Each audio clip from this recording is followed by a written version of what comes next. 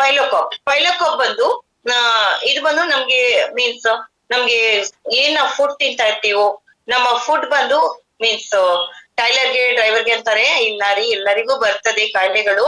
Because ಅವ್ರು ಒಂದೇ ಕಡೆ ಇರ್ತಾರೆ, ಒಂದೇ ಕಡೆ ಕೂತಿರ್ತಾರೆ ಅಂತ ಹೇಳಿ ಎಕ್ಸಸ್ ಹೀಟ್ ಇಂದ ಆಗುತ್ತೆ ಅಂತ ಹೇಳ್ತಾರೆ.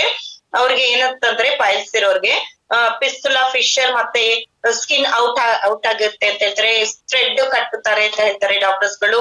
ಸೊ ಯಾವುದೇ ತರಹ ಇದು ಟ್ರೀಟ್ಮೆಂಟ್ ಇರ್ಲಿ ಇದಕ್ಕೆ, ಮತ್ತೆ ಅಗೇನ್ ರೀಗ್ರೋತ್ ಆಗುತ್ತೆ. ಅಗೇನ್ ಅವ್ರ ಏನು ರೂಟ್ ಇಂದ ಆಪರೇಷನ್ ಮಾಡ್ಲಿಕ್ಕೆ ಆಗಲ್ಲ, ಮಾಡ್ತಾರೆ ಡಾಕ್ಟರ್ಸ್, ಇಲ್ಲ ಅಂತ ಹೇಳ್ತಾ ಇಲ್ಲ.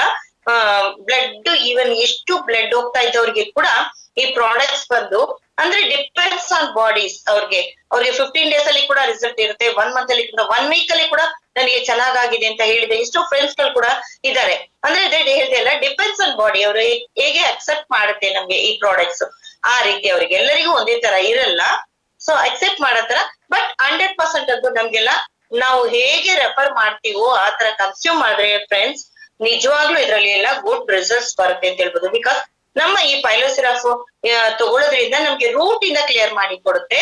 ಆದ್ರೆ ಆಪರೇಷನ್ಸ್ ಅದೆಲ್ಲ ಇದ್ ಮಾಡಿದ್ರೆ ಅಗೇನ್ ರೂಟ್ ಮತ್ತೆ ಕ್ಲಿಯರ್ ಮತ್ತೆ ಸಿಗುತ್ತೆ, ಅಗೇನ್ ನಾವು ಆಪರೇಷನ್ಗೆ ಹೋಗ್ಬೇಕಾಗುತ್ತೆ. ಸೊ ಇದು ಬಂದು ನಾವು 1 or 2 ಕೋರ್ಸ್ ಹೇಳೋದು ನಾವು ತಗೊಳ್ಳೋದ್ರಿಂದ ಅವ್ರಿಗೆ ಒಳ್ಳೆ ಗುಡ್ ರಿಸಲ್ಟ್ಸ್ ಬರುತ್ತೆ ಅಂತ ಹೇಳ್ಬೋದು. ಪೈಲೋಕಾಪ್ ಜೊತೆ ನಾವು ತ್ರಿಫಲಾ ಕೊಡ್ಬಹುದು. ಅವ್ರಿಗೆ ಅಲೋವೆರಾ ಮೇನ್ ಆಗಿ ಕೊಡ್ಲೇಬೇಕಾಗುತ್ತೆ.